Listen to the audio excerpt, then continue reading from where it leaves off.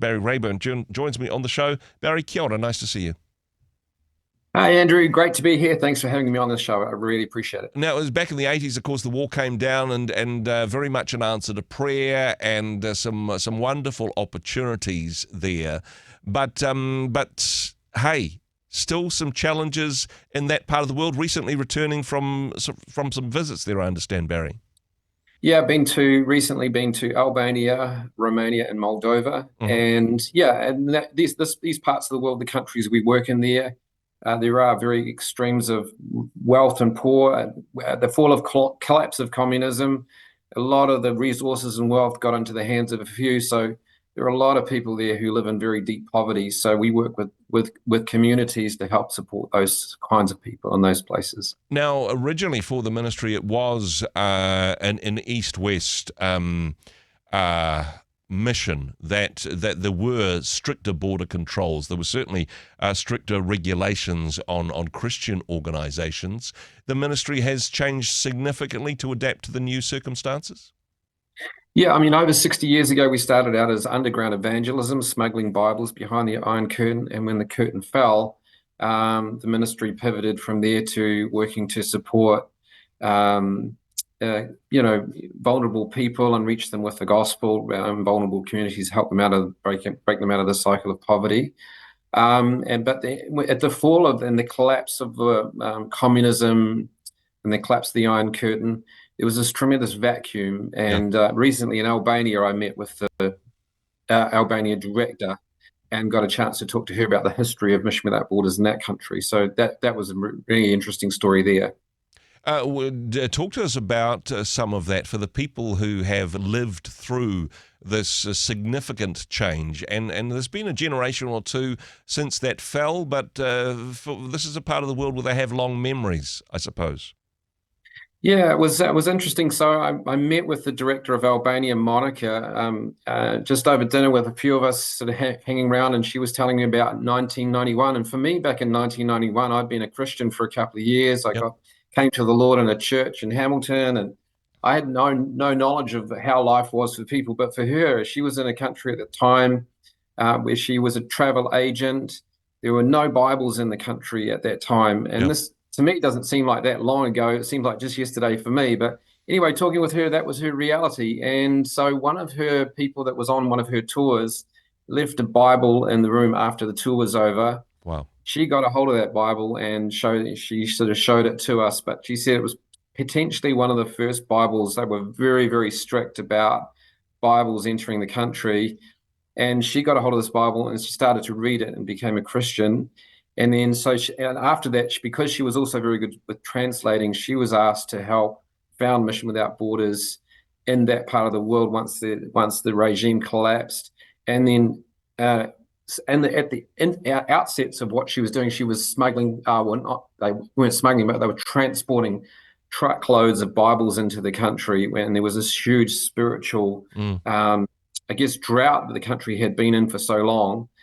And it was just interesting to hear some of the history of the country, and it seems to me like quite recent history, and just fascinating hearing her story and what she had been through, and just seems like just a very short time ago. Yeah, and honestly, that wonderful season of opportunity and harvest in that space. I mean, if you want to make something more valuable, then guard it or make it illegal. I think that's the way human nature works. So when there were opportunities to get Bibles, when there was an opportunity to go back to church, I know a bit of a spiritual tidal wave happening in that part of the world. Having said that, though, a generation later, is there still that hunger, or is there perhaps more similarities between Eastern and Western Europe than there was beforehand, and perhaps different sorts of challenges and opportunities? Yeah, look, I mean, I don't think it's the same place it was at the fall of the Iron Curtain. I think there was this rushing in of people, missionaries going in, Mission Without Borders went in, Yep. other organizations going in really to sort of meet the needs of that initial spiritual drought. So there are churches in the country.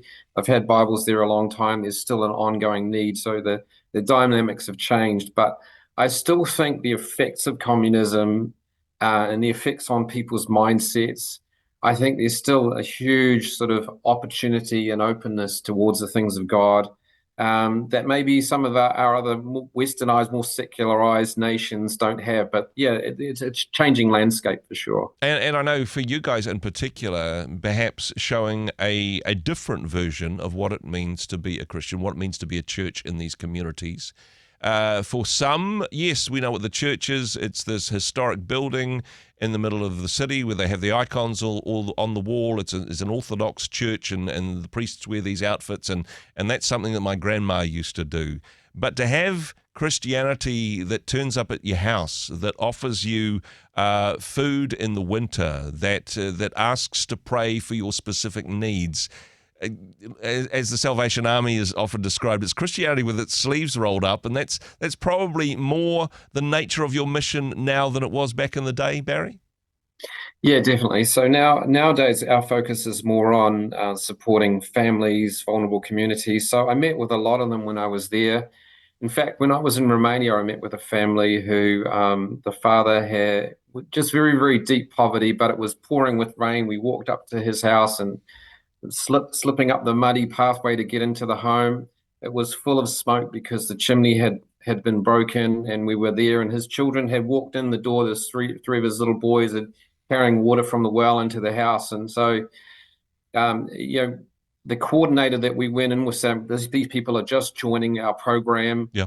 But to see the depth of poverty there was very, very humbling. And the man was just in tears as he shared with us his needs. And obviously, we were working to partner with him over a period of time and his family over a period of time. But the mother walked out on this family of 7 children because the hardship was just so, Wow. intense. So there's still just a vast amount of I guess, need and opportunity, I guess, for us as an organization to get in there. Like you say, be the hands and feet of Jesus, get right in there in a practical way and show them the love of God, and irrespective of what their faith is. So Yep. there's no expectation that they be Christian or anything like that. We're there to serve them and help them and reach out to them.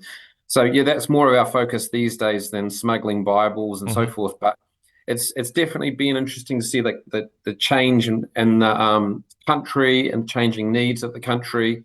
But I was still struck by my recent trip by how deep, like very, very deep, the poverty is still there and how much need there is. One lady I spoke to there, she said she was homeless for a season with her 3 children, got into a small 1-bedroom house, and a bear had tried to break into her house. And now, so the organization has given her a fence and dogs so they keep the bears away because she's living on the outskirts of the village. So yeah, just some pretty intense stuff going on. That sounds like something out of Grimm's fairy tales, doesn't it? And then the bear tried to break down the door. I mean, laughing about it, but that's pretty scary for the people in those communities there. And of course, the Word of God still important, and still giving people access to the Scripture if they need it, still preaching the gospel, but actually doing so in terms of meeting people's practical needs, showing the love of Jesus, showing the transformation that life in Jesus can make in people's lives, coming alongside people in their brokenness and pointing them in the direction of a better way of doing life. This is more what you do now, Barry. Yeah, absolutely. And so the coordinators that are in these villages and communities we work in, a lot of them are part-time pastors as well as working for us part-time. So there's a crossover there, but they're almost pastors in these communities, and they build these wonderful relationships with the people. And you can see that when you're there, the connection and the respect that they have. And there's opportunities for them to share, to pray for them, to minister to them, provide them support, emotional support, pastoral care. It's a really big part of our work there as well. So to see these coordinators and how they're viewed by the people there, that relationship and that connection is a huge part of what we do. It's not just about the packaging and the food and the clothing and all the various other things we do to support families. But this one lady, it was really, really amazing. She took me through a tour of her 2-bedroom home, and she was so proud of it because she had previously been homeless. And I mean, by our standards, it was a very humble place with dirt floors and everything, but she was very proud of it. And I don't know, some of those moments are just very sobering, and just a fresh reminder of how good we have it here in New Zealand. Yeah, no, very good indeed. Hey, Barry, thank you for what you do with Mission Without Borders. Thank you for bringing reports from the front lines, as it were. And hey, if people wanted to find out more about the work that you do and prayerfully consider partnering with you guys, what's the best way of getting in contact, Barry? Yeah, so our website is missionwithoutborders.org.nz, and our 0800 numbers 0800 469 369. Feel free to give us a call anytime. Happy to help out with any interest you might have in our work. Thanks so much for having me on the show today, Andrew. Hey, appreciate it, Barry. As always, take care. We'll talk to you next time. Wonderful. Take care. Hey, thanks very much for joining us in the Rhema studio. Thanks very much for watching the interview. It's kind of nice to have an audience, actually. And if you did like what you watched, then do give us a like, do give us the thumbs up. And if you'd like to see more interviews like that one, or perhaps even better, subscribe and those interviews will come straight to you. Don't forget to turn on your notifications, and we'll see you in the next one. Cheers.